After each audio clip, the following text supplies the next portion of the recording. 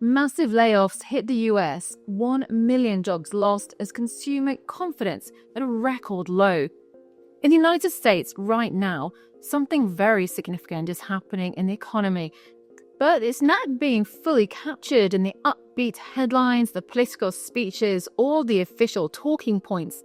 On paper, people are being told that the economy is strong, that inflation is under control, and that job growth remains stable. But when you look beyond the headlines, when you look at households, businesses, and the job market on the ground, the picture's very different. Because consumer confidence has just fallen sharply, and at the same time, companies across the country are cutting jobs, not just in one industry, not just in one region, but across multiple sectors. So in this video, we're going to break it down. What the latest consumer confidence data really shows, why layoffs are rising, and which sectors are being hit the hardest, and why millions of Americans are bracing for a downturn. Let's begin with consumer confidence. Consumer confidence has dropped sharply. According to the University of Michigan's latest consumer sentiment report, confidence has fallen again, not because people are imagining problems, not because they're simply worried, but because the cost of living remains high.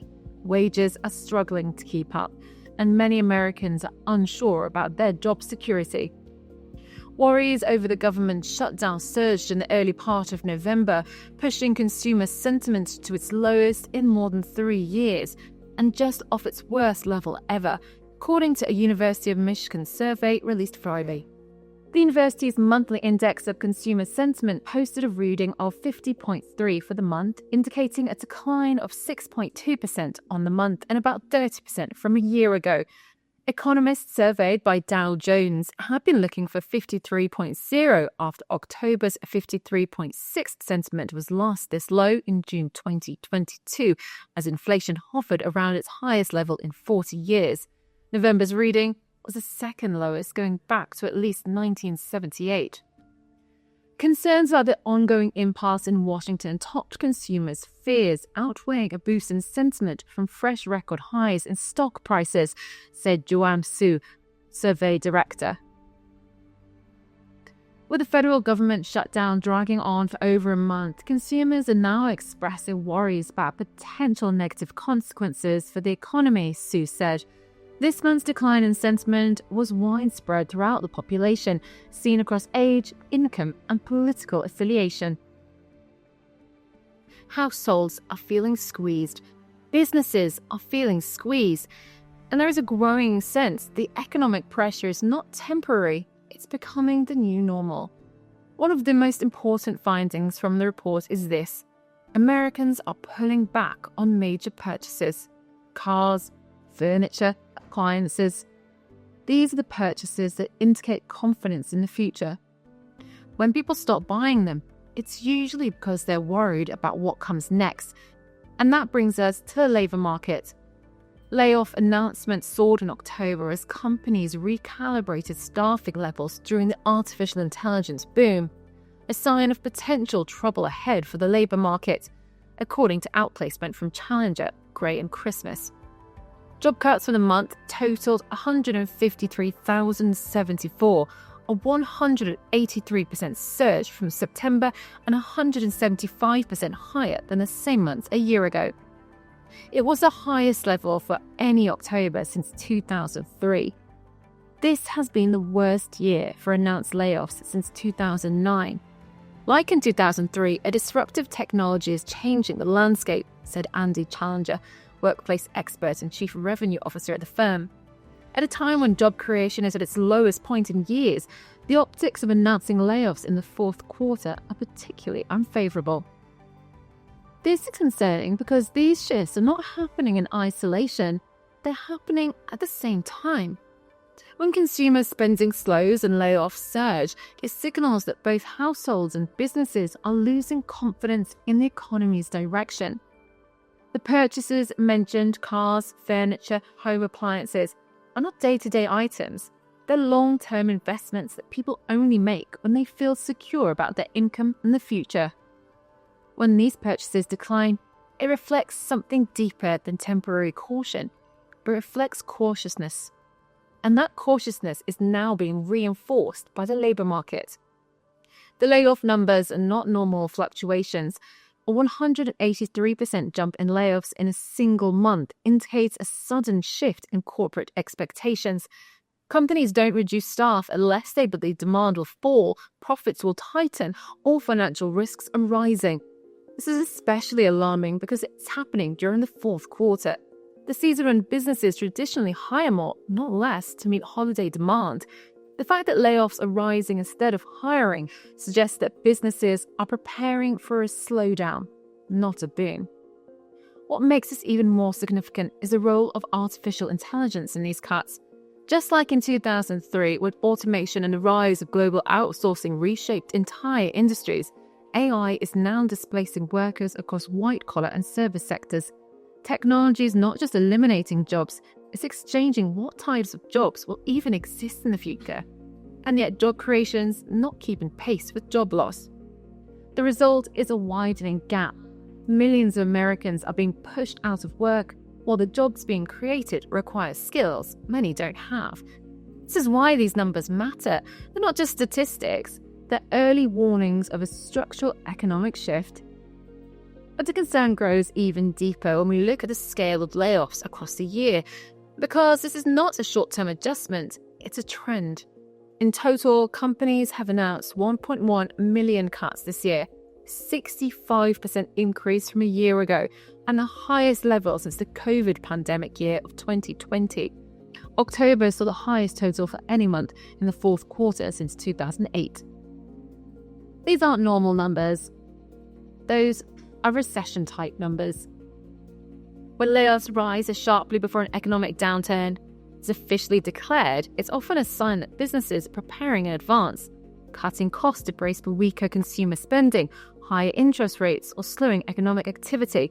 The fact that this is happening before a recession's even been acknowledged publicly suggests that private companies, the ones who feel economic pressure first, believe that the months ahead may be difficult. And remember, employment is usually one of the last indicators to fall. Businesses hold on to workers as long as they can because hiring and retraining is expensive. So when layoffs happen at this scale, it's often because all financial pressures have already been building behind the scenes. On top of this, many of the new jobs being created in the economy are either temporary, part-time, or lower paid. Meanwhile, many of the jobs being cut are stable, long-term and middle-income roles. That means even if some workers do find new employment, they may be stepping to jobs with less security and less income, putting further strain on household spending power.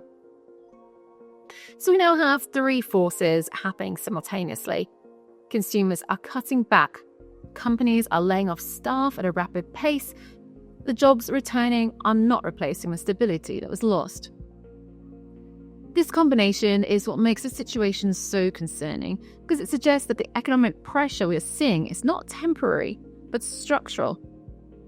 One of the challenges in understanding what's happening right now is that some government labour data has been delayed. As CNBC report noted, the report provides a glimpse into the labour market at a time when the government suspended data gathering and releases during the shutdown in Washington, D.C. This means analysts and policymakers are operating without their usual indicators. Meanwhile, other data paints a mixed picture. Payrolls processing firm ADP reported that October saw net job growth of 42,000, reversing 2 consecutive months of losses in the private sector. So on one hand, layoffs are rising. On the other, hiring still exists. In total, companies have announced 1.1 million cuts this year, a 65% increase from a year ago and the highest level since the COVID pandemic year of 2020. October saw the highest total for any month in the fourth quarter since 2008.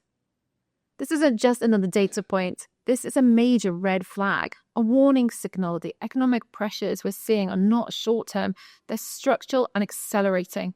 The 1.1 million figure is not something you typically see in a stable economy. A 65% year-over-year increase in announced layoffs is not a minor course correction. It's a violent swing, the type of shift that historically only occurs when businesses are bracing for a downturn. To understand how serious this is, we need to place it in context. The last time layoffs were anywhere near this level was during 2020, when the world economy was brought to a halt by a global pandemic. Before that, you have to go back to 2008 during the global financial crisis, one of the worst economic collapses in modern history. So when today's layoff numbers look like 2020 and 2008, that tells us something. The economy is under real strain. And while government officials may avoid the R word, recession, the behavior of businesses tells the truth.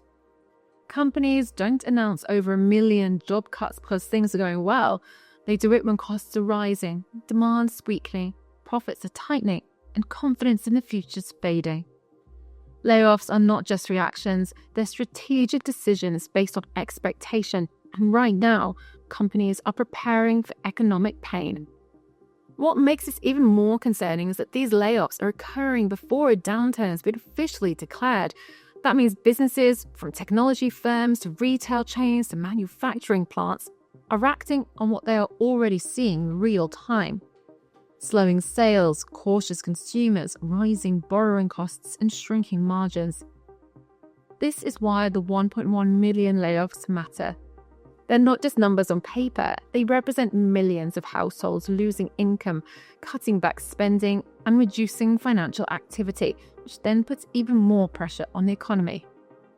This is how recessions start, not with a single event, but with a momentum shift that begins quietly, then spreads. And right now, that momentum is already moving.